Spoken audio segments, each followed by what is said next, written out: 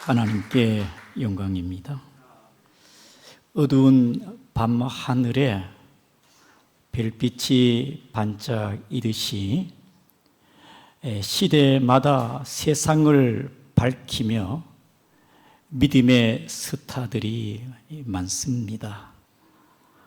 가장 악한 아합 왕 시대에도 바알에게 무릎 꿇지 않는 의인 7,000명을 하나님께서 남겨놓았듯이 이 시대에도 우상 앞에 절하지 아니하고 만몬 앞에 무릎 꿇지 아니하고 세상의 유혹에 넘어가지 아니하는 그런 사람들이 많습니다.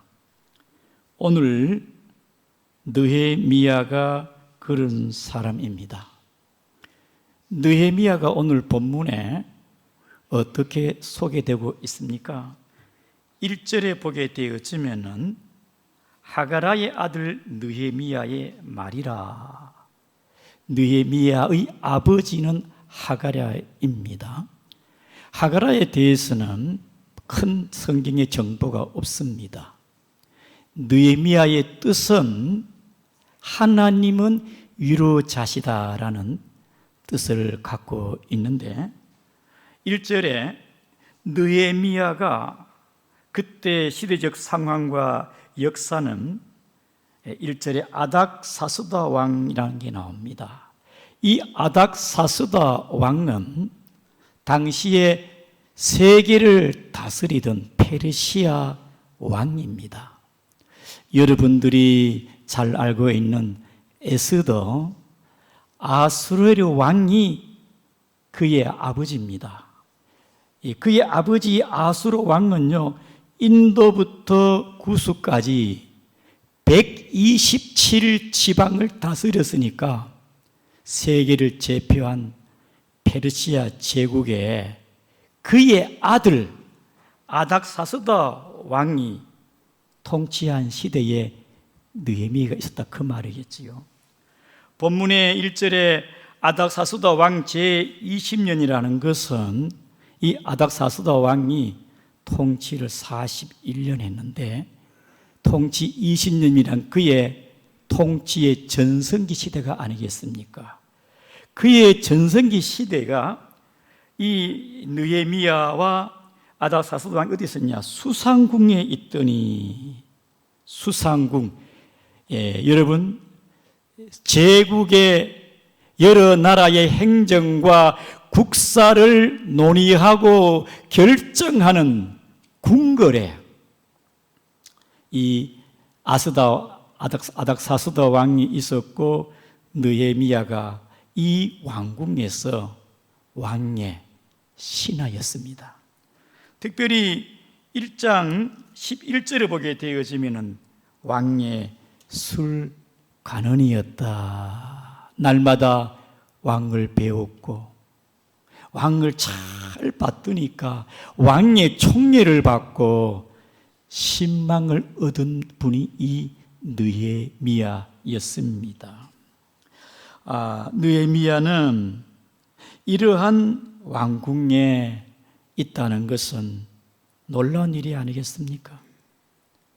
유다 민족으로 포로로 바벨론으로 끌려와 가지고 출세한 사람이 아니겠습니까? 포로민이 대제국의 신하가 되었으니까 이것은 인력으로 되는 게 아니고 하나님의 은혜인 줄을 믿습니다.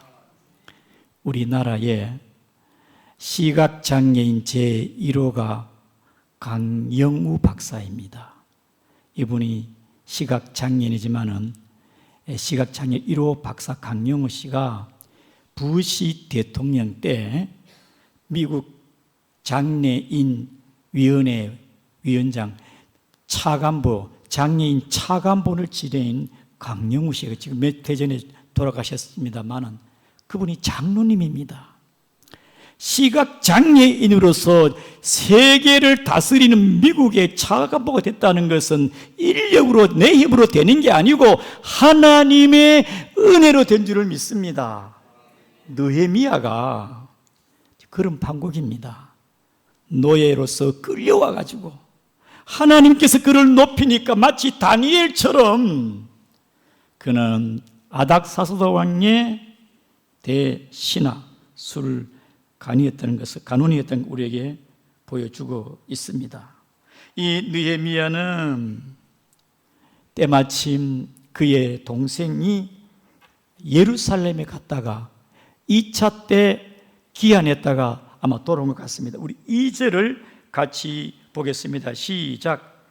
내 형제 가운데 하나인 하나니가 두 사람과 함께 유다에서 내게 오기 내가 그 사로잡힘을 면하고 남은 유다와 예루살렘들의 형편을 물은즉 예루살렘의 형편을 물은즉 이 느헤미야가 수상궁에 있으면서 편안하고 즐겁게 그는 고관 대적과 함께 부귀 영화를 누리는 사람이 아니고 늘 조국을 그리워하며 고국을 사랑했습니다. 기도한 사람이었습니다. 그런 가운데 동생 하나니가 예루살렘에서 돌아와서 얘기하는 예루살렘 형편이 어떠하냐 물었어요. 예루살렘 형편이 어떠하겠습니까? 우리 다 같이 3절을 보겠습니다. 시작. 그들이 내게 이르되 사로잡힘을 면하고 남아있는 자들이 그 지방 거기에 큰 환난을 당하고 능력을 받으며 예루살렘은 허물어지고 성문들은 불탔다 하는지라. 예루살렘에 큰 환난을 당하고 능력을 받고 성은 무너지고 성문은 불타 있으니 느헤미야가 이 얘기를 듣고 억장이 무너지고 주저앉았어요. 이것이 하나님의 사람의 품은 마음이 아니겠습니까? 느헤미야는 그가 혼자 수상궁에 있으면서 출세하고 성공하고 자기 혼자 살겠다고 나라가 망하든 말든 상관하지 않는 그런 사람이 아니었습니다. 하나님의 사람은 조국을 사랑하는 사람이지요. 하나님의 사람은 교회를 사랑해야 됩니다. 가정과 이웃에 관심을 가져야 됩니다. 오늘 느헤미야가 자기 동생이 왔을 때에 내 고국의 유다의 형편이 어떠하냐 관심이 있으니까 물어보지 않겠습니까? 누가복음 10장 32절에 보게 되어지면은 어떤 사람이 여리고로 내려가다가 강도를 만났어요. 가족에 있던 거 다 빼앗겨 버리고 옷은 벗긴 채 강도에 많이 맞아가지고 죽을 지경에 버려진 상태에 있었습니다. 그때 때마침 제사장이 지나갔는데 피하여 지나갔어요. 그 다음에 두 번째는 레위인이 지나갔습니다마는 레위인 역시 강도 맞아 죽어가는 사람을 돌보지 않고 지나갔어요. 세 번째는 사마리아 사람이 보고 그 죽어가는 사람을 부축해가지고 주막에 데려가서 기름을 붓고 포도주를 붓고 치료해주고, 그리고 주막 주인에게 치료비가 더 들면 내가 쓰라고 2데나리온을 주면서 갔어요. 예수님께서 누가 참 이웃이냐 관심을 갖는다는 것. 내 혼자 수상궁에서 편안하고 잘 먹고 부귀영화 누리는 사람이 아니라 하나님의 사람이라면은 내 조국의 형편이 어떠한지 기도하고 사랑하는 사람. 여러분, 우리는 아픈 사람에게 관심이 있으면은 위로하고 병문안도 가고 기도도 해주지 않겠습니까? 관심이죠, 관심. 교회에서 믿음의 형제 자매가 눈에 보이지 않습니다. 관심 있는 사람, 왜 그 집사님 내 눈에 안 보이지? 오늘 집에 무슨 일이 있냐? 혹 몸이 아프냐? 한번 전화해 봐야 되겠다. 관심 있는 사람은 찾습니다. 궁금하게 해서 어떻게 되는 자기가 알려고 합니다. 그러나 관심이 없는 사람은 오든지 말든지 관심이 없어요. 요즘 사업하기가 쉽지 않습니다. 왜? 경제가 어려우니까. 성도님들의 하는 사업의 형편이 어떠한지 많이 힘드시지요.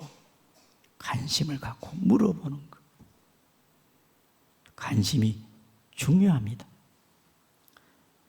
대현 교회에서 있었던 일인데 한 젊은이가 예배 드리는데 모자를 쓰고 예배를 드리니까 안내하시는 분들이 예배 드릴 때는 모자를 벗어야 되기 때문에 모자를 벗고 예배를 드려야 됩니다. 그렇게 따르지 않았습니다. 옆에 앉아 있는 성도가 좀 예배 드리는데 불편해가지고 모자를 벗고 마음과 믿음으로 정성을 다해서 예배를 드려야 되는 모자를 벗고 예배를 드립시다. 아랑곳 하지 않았습니다. 목사님 볼 때도 모자를 쓰고 있으니까 눈에 좀 거슬리고 불편하지 않았겠습니까? 예배를 마치고 나갈 때 목사님이 그분과 면담을 했습니다. 저희 교회에 오셔가지고 같이 예배 드리게 되어 너무 기쁩니다. 예, 저도 이 교회에서 목사님께 말씀에 예배식 은혜도 받고 기쁘고 좋습니다. 그런데 제가 이 교회를 3년 동안 다녔지만은 오늘 저에게 관심을 보였습니다. 지금까지 그 누구도 관심을 보이지 않았는데 내가 모자를 쓰고 오니까 사람들이 모자를 벗으라고 이 모자 때문에 관심을 가지게 되었다는 겁니다. 목사님도 늘 바쁘고 그래 하다 보니 저와 한 번도 만나지 못했는데 오늘 이렇게 만나기 너무 기쁩니다.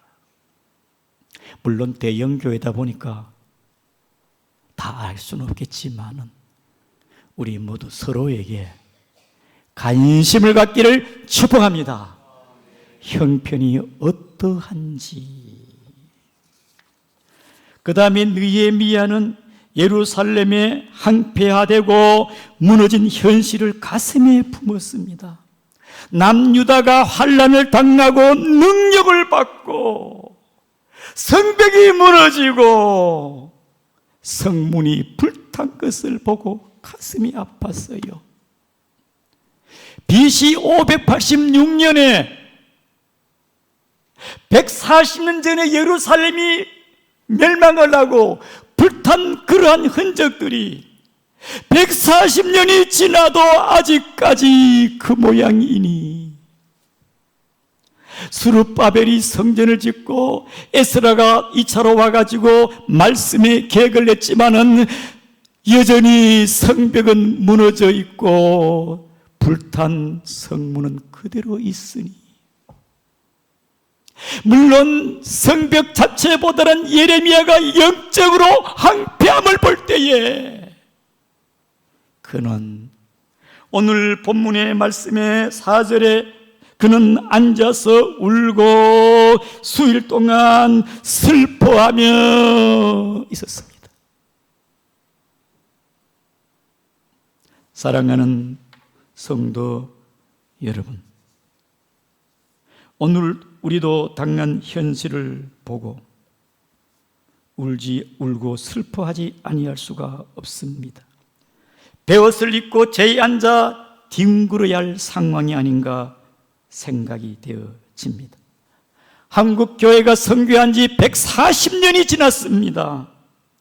교회가 성장을 했습니다. 1200만 명.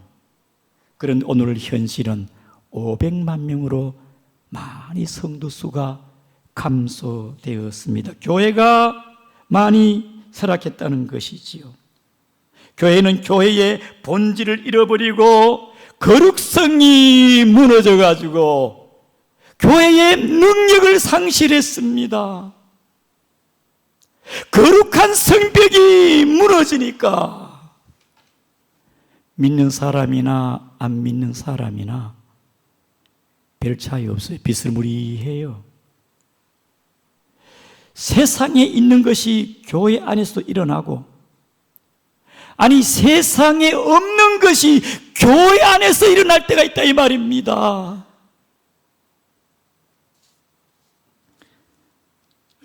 또한 말씀의 성벽이 무너져 교회 안에 인본주의와 세속주의가 들어왔습니다. 교회는 하나님의 말씀의 통치와 말씀의 진리가 더 쓰러져야 되는데 세상 방법으로 인본주의식으로 하나님의 절대 신뢰보다는 인간적인 생각으로 그럴 때가 있다는 것이지. 기도의 성벽이 무너졌습니다. 여러분 기도원에 가보세요. 기도하는 사람이 별로 없어요. 가까운 강남 금식 기도원에 가 그 기도원에도요 수천 명이 모이는 그 기도원 장소가 기도 그 홀이 몇 개 동이 있는데 텅텅 비어서 옛날에 꽉꽉 수천 명, 이제는 많이 와야 100명도 안 차요. 기도의 성벽이 무너졌다는 겁니다. 그러니 성령 충만할 수 없으니까 무슨 능력이 나오겠습니까? 사랑의 성벽이 무너져서 냉랭하고 교회가 이기적이 되었습니다. 사랑의 성벽이 무너졌어요. 그러므로 우리는 한국 교회를 놓고 탄식하며 저와 여러분들이 기도해야 될 줄을 믿습니다. 기도해야 돼요. 우리는 사회를 보고 울어야 됩니다. 윤리가 무너지고 가정의 부모의 권위가 무너지고 스승의 권위가 무너지고 상사의 권위가 무너져. 군대에서도 병사가 사단장에게 전화를 걸면은 사단장이 고맙게 생각한다며. 왜냐하면 병사가 문제가 없어야 자기의 자리가 안전하고 좋으니까. 사단장의 권위가 없어요. 요즘 군의 지휘관들이 얼마나 어려운지 몰라. 시대가 지금 그런 시대라 이 말입니다. 한국 사회는 자본주의 250년 역사 가운데 가장 세계에서 불평등한 사회라는 것입니다. 한 조사에 따르면 당신이 받는 봉급도 똑같이 다른 사람도 받으면 좋겠습니까? 싫다는 게 24%입니다. 평등을 싫어한다 이 말이에요. 불평등을 더 좋아한다 이 말입니다. OECD 국가에서 갈등이 가장 높은 나라가 대한민국이라는 것입니다. 갈등이 심하다. 자살률이 1위입니다. 마약 사범이 갈수록 늘어나는데 일상생활 가운데 침투가 되어가지고 쉽게 구입해요. 유학생이나 외국인 노동자들이나 인터넷 텔레그램을 통해 가지고 방을 만들어 가지고 1분 안에 방을 모집했다가 또 딱 거래가 되면 딱 지어버리고 청소년들이 여기에 쉽게 접근할 수 있다는 것이지요. 마약 사범 중에 30대 이하가 62.4%라는 것입니다. 이것이 오늘의 한국 사회 현실입니다. 거짓과 가짜 뉴스가 판치는 세상, 이 병든 사회의 현실을 보고 우리는 하나님의 사람은 울어야 될 줄을 믿습니다. 우리는 탄식하며 울어야 돼요. 우리는 국가를 위해서도 울어야 됩니다.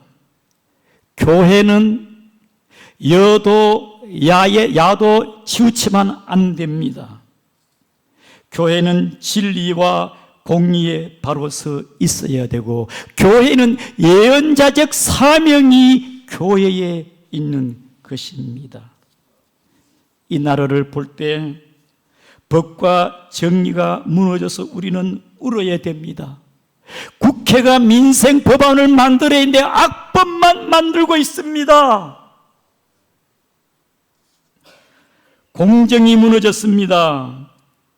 선거관리위원회 여러분 다 알다시피 어쩌다가 나라가 이렇게 망가졌습니까? 공정이 무너졌어요. 공정.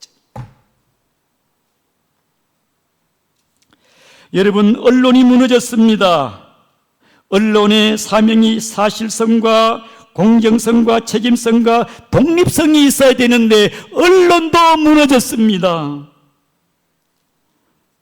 나라의 경제가 삼성전자 외에는 다 마이너스에 나라 부채가 6,500조로, 이 나라의 현실을 보고 우리는 울어야 됩니다. 특별히 우리는 나라의 국방을 위해서 울어야 됩니다. 나라가 안전하고 강해야만이 국제사회에서 살아갈 수가 있습니다. 방첩사를 해체하니 간첩이 자유롭고 간첩이 천국이고요.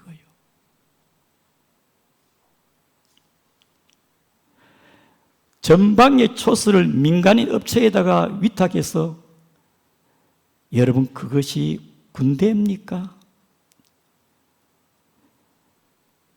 사랑하는 성도 여러분, 우리는 이 나라가 과연 어디로 가고 있는가? 이 나라를 위하여 우는 여러분 되기를 축복합니다. 나라를 위해서 울어야 돼요.